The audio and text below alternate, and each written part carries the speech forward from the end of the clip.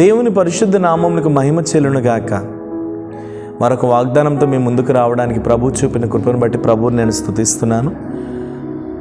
ఈ దినమందు దేవుడు మనకి ఇస్తున్న వాగ్దానం కీర్తనల గ్రంథం 40వ కీర్తన 11వ వాక్యాన్ని ప్రభు మనకు వాగ్దానంగా ఇస్తున్నారు. యెహోవా, నీవు నీ వాత్సల్యమును నాకు దూరము చేయువు, నీ కృపా సత్యములు ఎప్పుడునూ నన్ను కాపాడునుగాక. హల్లెలూయా.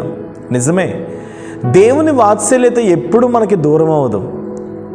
మనం అనుకుంటా ఉంటాం, నాకు అందరూ దూరం అయిపోయారు, నాకు ఎవరు తోడుగా లేరు, నేను ఒంటరి వాడిని, నేను ఒంటరి దాన్ని, నాకు దిక్కెవరున్నారు, నాకు తోడు ఎవరున్నారు, నాకు నీడ ఎవరున్నారు, నాకెవరు లేరు, నేను దిక్కుమాలినోడిని, నేను దరిద్రుడిని అని మనం అనుకుంటూ ఉంటాం. కానీ మీకు ఒక విషయం తెలుసా? నిన్ను కాపాడే నీ దేవుడు కునుకని దేవుడు, నిద్రపోని దేవుడు. హల్లెలూయా. ఆయన అంటున్నటువంటి మాట ఏమిటంటే, నేను నీ పైన ఒక వాత్సల్యతను చూపించబోతున్నాను. ఒక మర్సీ అంటే ఒక కనికరం లాంటిది, ఒక ప్రేమ లాంటిది, ఒక ఆప్యాయత లాంటిది, ఒక జాలి లాంటిది నేను నీ పైన చూపించబోతున్నాను. నా కృప నిన్ను విడవదు, నా సత్యం నిన్ను విడవదు. ఎప్పటికప్పుడు నేను కాపాడుతూనే ఉంటాను. నువ్వు దిగులు పడొద్దు. నువ్వు ఒంటరి దాన్ని, నేను ఒంటరి వాడిని నువ్వు ఎప్పుడూ అనుకోవద్దని దేవుడు మాట్లాడుతున్నాడు. ఈ దినమందు ఒకవేళ ఈ వాగ్దానం చూస్తూ నీ కుటుంబంలో అందరూ నిన్ను వెలివేశారా? నీ కుటుంబంలో అందరూ నిన్ను త్రోసివేశారా? ఒకవేళ నీ అన్నవారు నిన్ను ప్రేమించకుండా నిన్ను దూరంగా పెడుతున్నారా? ఒకవేళ నీ బంధువులే నీ స్నేహితులే నిన్ను చాలా దూరంగా పెడుతూ నిన్ను నీచంగా ఏదో పాడైపోయినటువంటి వ్యక్తిగా నిన్ను చూస్తున్నారా? కానీ ఒక మాట నాన్న, ఈరోజు ఈ వాగ్దానంలో నుండి దేవుడు నీతో ఏమని చెప్తున్నాడంటే, అందరూ నిన్ను విడిచినా నేను మాత్రం నిన్ను విడువని దేవుడిని మాట్లాడుతున్నాడు. కాబట్టి ధైర్యం తెచ్చుకో, దిగులు పడొద్దు. ప్రేమ కలిగిన దేవుణ్ణి నువ్వు కలిగి ఉన్నావు, వాత్సల్యతను చూపే దేవుణ్ణి నువ్వు కలిగి ఉన్నావు.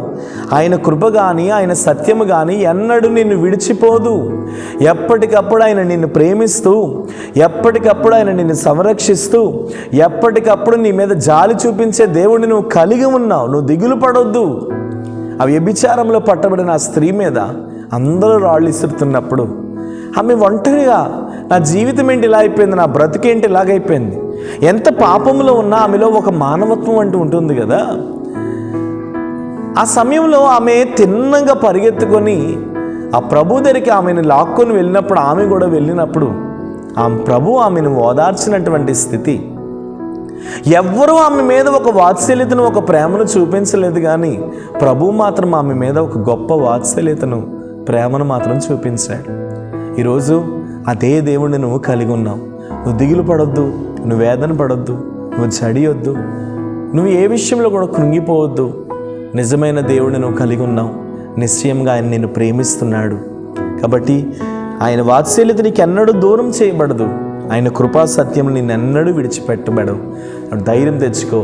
నిశ్చయంగా అలాంటి కృప నీ మీద, నీ కుటుంబాల మీద బలముగా ఉండునుగాక. ప్రార్థన. ప్రేమ నమ్మకం కలిగిన తండ్రి, ఎంతమంది అయితే ఈ వాగ్దానం చూస్తూ నీ వాత్సల్యత కొరకు, నీ కృప కొరకు, నీ సత్యం కొరకు వారు ఎదురు చూస్తున్నారు, యేసు నామంలో నిశ్చయముగా వారి మీద నీ కృప దిగునుగా కానీ ప్రార్థిస్తున్నాను. అయ్యా, మనుషులైన నీ చేయిని విడిచినను నేను నీ చేతిని వదలనని మీరు ధైర్యపరుస్తున్నారు. ఎంతమంది అయితే ఈ వాగ్దానం చూస్తూ తమ బ్రతుకులను బట్టి, తమ కుటుంబాలను బట్టి నలిగిపోతూ కృంగిపోతున్నారు, యేసు నామంలో నిశ్చయంగా వారి కుటుంబాలలో మీ కృప దిగునుగా కానీ ప్రార్థిస్తున్నాను.